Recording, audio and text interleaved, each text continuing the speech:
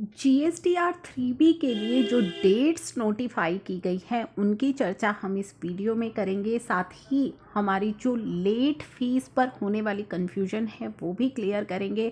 लेकिन उससे पहले हम बात कर लेते हैं जो हमारी quarterly return monthly payment scheme आई है और IFF फैसिलिटी आई है, जिसको लेकर के जो क्वेरीज़ आ रही हैं उनको डिस्कस करेंगे।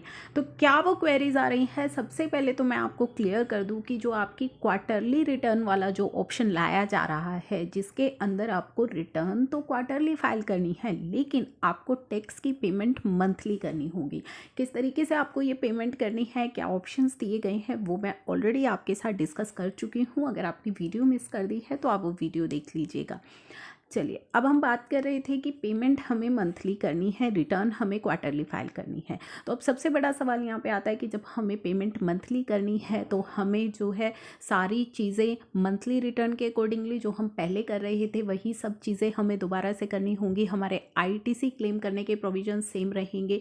हम जब मंथली फाइल करेंगे तो हम उसी तरीके से अपनी सेल परचेज़ को चेक करेंगे और जो अपना टैक्स बन रहा है उसकी कैलकुलेशन करेंगे। तो सभी चीज़ें सेम रहने वाली हैं। तो हमें वहाँ पे फ़ायदा क्या हो रहा है? फ़ायदा हमें वहाँ पे कुछ नहीं हो रहा है, केवल ये है कि आपको एक ऑप्शन दिया जा रहा है जहाँ पे आप क्वार्टरली रिटर्न फाइल कर लीजिए और टैक्स की पेमेंट मंथली करेंगे। तो वहाँ पे आपको 2 ऑप्शन प्रोवाइड किए गए हैं कि किस तरीके से आप टैक्स की पेमेंट कर सकते हैं। तो अगर आपको इन चीज़ों में थोड़ी भी कन्फ्यूजन लग रही है, थोड़ी भी परेशानी लग रही है, थोड़ी भी दिक्कत लग रही है, तो आपके लिए मैंडेटरी नहीं है कि आप क्वार्टरली को ऑप्ट करें। वो आपके लिए एक ऑप्शनल है। अगर आप चाहें तो जैसा आप अभी तक कर रहे हैं आप उसी सिस्टम को कंटिन्यू रख सकते हैं, तो उसमें कोई परेशानी वाली बात नहीं है। अगर आपको लगता है कि आपको क्वार्टरली सिस्टम ऑप्ट करना है तो आप करिए। अगर आपको लगता है कि आप ये जो सिस्टम अभी मंथली आप चल रहा है ये आपके लिए ठीक है, तो आप इसी सिस्टम के अकॉर्डिंग अपनी रिटर्न फाइलिंग को कंटिन्यू रखिएगा। IFF फैसिलिटी जो उन्होंने दी है वो आपके लिए एक बेनिफिशियल हो सकती है, क्योंकि वहाँ पे क्या उन्होंने बोला है, IFF फैसिलिटी में उन्होंने आपको एक ऑप्शन दिया है। तो यहाँ पे आपको बताया गया है कि जो IIF फैसिलिटी है, द रजिस्टर्ड पर्सन जिन्हें क्वार्टरली रिटर्न फाइल करनी है उनको ये फैसिलिटी दी गई है कि first and second month of quarter up to 50 lakh rupees तक के आप इन्वॉइसेस यूजिंग IFF फैसिलिटी आप पोर्टल पर जो है अपलोड कर सकते हो इन द मैनर जो कि रूल्स के अंदर प्रिस्क्राइब किया गया है। और कब तक आप ये कर सकते हो? 1 से 13 तारीख, यानी कि अगर हम जनवरी की करना चाहते हैं तो 13 फरवरी तक आप जो है वो इन्वॉइसेस अपलोड कर सकते हो अगर आप क्वार्टरली फाइलर हो। अब इसमें फ़ायदा क्या होगा? चलिए, अब जब आप time to time invoice upload कर दोगे तो आपका जो रिसिपिएंट है वो इजीली उसके 2A में रिफ्लेक्ट हो जाएंगे, जो कि क्वार्टरली फाइलर्स की मेन कंसर्न थी कि हमारा तो जो है जब हम क्वार्टरली रिटर्न फाइल करते हैं तब रिसिपिएंट के 2A में वो आते हैं, तो वहाँ पे उसको ITC में प्रॉब्लम हो रही थी। तो ये फैसिलिटी आप यूज़ कर सकते हैं। बाकी क्वार्टरली अगर आप चाहें तो उसे इग्नोर भी कर सकते हैं, वो आपको एक ऑप्शन दिया गया है। अब GSTR 3B की अगर हम बात करें, GSTR 3B की डेट्स की हम बात कर रहे थे, तो रूल 61 में following rules shall be substituted. क्या रूल सब्सटीट्यूट किया गया है? Every registered person other than person referred in section 14 of IGST act, input service distributor, non resident, composition, TDS and TCS collector को छोड़ करके हर रजिस्टर्ड व्यक्ति को shall furnish a return in Form 3B electronically on the common portal either directly or through a facilitation center notified by the government on or before 20th of month succeeding such month।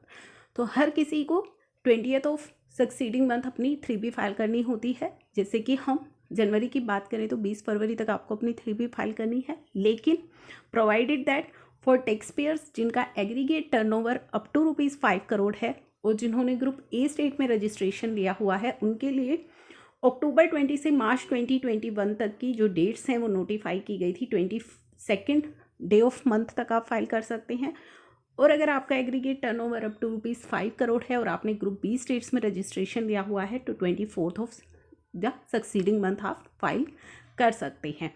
अब यहाँ पे इन्होंने एक important जो है rule बताया है, कुछ सब्सटीट्यूट होगा 1 जनवरी 2021 से। जो रूल 61 है, the following rule shall be substituted with effect from 1 जनवरी 2021 से। क्या सब्सटीट्यूट होगा? Every registered person other than the person referred in section 14 of IGST act, input service distributor को छोड़ के, नॉन रेजिडेंट को छोड़ के, कॉम्पोजिशन को छोड़ के, TDS deductor and TCS collector को छोड़ करके हर एक रजिस्टर्ड व्यक्ति को 3B फाइल करनी होती है।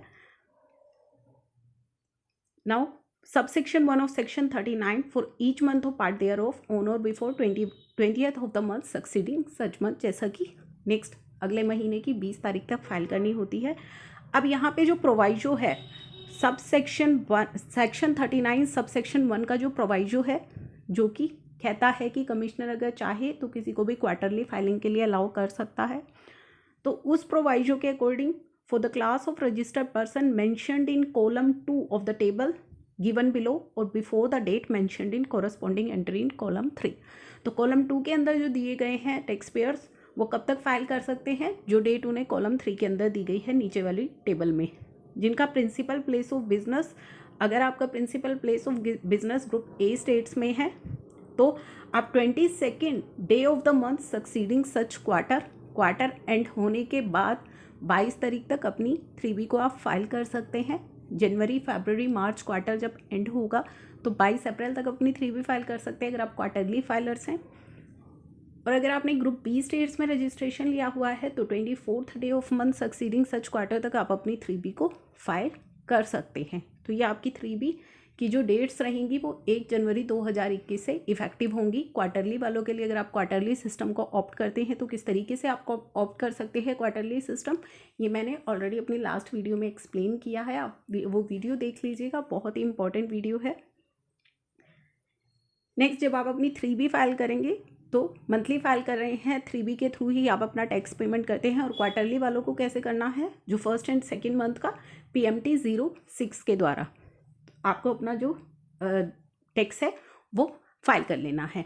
अब जो सबसे मेन कंसर्न आ रही थी लेट फीस को लेकर के, काफ़ी प्रॉब्लम चल रही थी, तो लेट फीस पर जो क्लैरिफिकेशन दी गई है सर्कुलर नंबर 143 के थ्रू वो मैं आपको बता रही हूँ। यहाँ पे इंटरेस्ट तो इन्होंने बोल दिया है कि मान लीजिए आप PMT 06 के द्वारा किसी भी मेथड को यूज़ करके अपना इंटरेस्ट जो टैक्स है वो पे कर रहे हैं, जो फिक्स सम मेथड आपको बताया गया है और सेल्फ असेसमेंट मेथड बताया गया है।